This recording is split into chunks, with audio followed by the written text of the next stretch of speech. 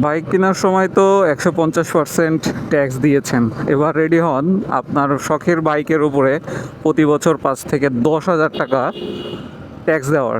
কার বা জিপ গাড়ির মতন এবারও সরকার বসাতে যাচ্ছে যে প্রতিটা বাইকের উপরেই বাৎসরিক যে কর সে কর দিতে হবে। এখন প্রশ্ন হচ্ছে যে এটা কি শুধু বাইকের উপরেই? না, এটা কিন্তু বাংলাদেশে যতগুলো গাড়ি চলে, জিপ গাড়ি বলেন, বাস, ট্রাক, সবগুলোর উপরে একটা বাৎসরিক কর থাকে যেগুলো সরকার পায়। কিন্তু এতদিন বাইকের উপরে এগুলো কিছুই ছিল না, জাস্ট খালি বিআরটি ট্যাক্স দিলেই আমরা বাইক চালাতে পারতাম।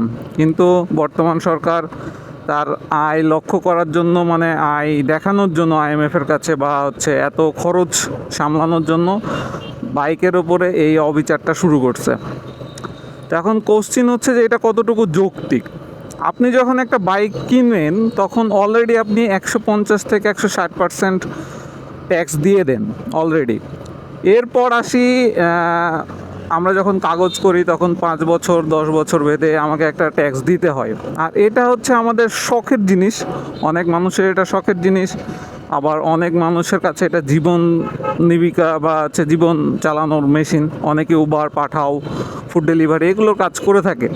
এখন সরকার এর জন্য সুযোগ দিয়েছে হয়তো যে 110 সিসির নিচে কোনো ট্যাক্স দিতে হবে না, কিন্তু 150 সিসি বা 160 সিসি পর্যন্ত 5,000 টাকা করে দিতে হবে। এটা অনেকের কাছে হিউজ, যারা রাইড শেয়ার করে বা হচ্ছে যারা জীবিকার জন্য বাইক চালায় তাদের কিন্তু বাৎসরিক আয় 3.5 লাখ টাকার উপরে হবে না, আই থিঙ্ক। আর সরকার তো, বাংলাদেশের নিয়ম আছে যে যদি 3.5 লাখ টাকার উপরে না হয় তাহলে তো ট্যাক্স দেওয়ার দরকার নাই। আচ্ছা যাই, ওটা আলাদা বিষয়। এখন কথা হচ্ছে যে এটা কতটুকু যৌক্তিক মনে হচ্ছে আপনাদের কাছে। এই ভিডিওর কমেন্টে জানান যে আপনাদের কাছে এটা কতটুকু যৌক্তিক লাগছে এবং আসলেই কি এটা বাইকারদের কাছ থেকে নেওয়া উচিত কিনা। তো অবশ্যই কমেন্টে জানাবেন।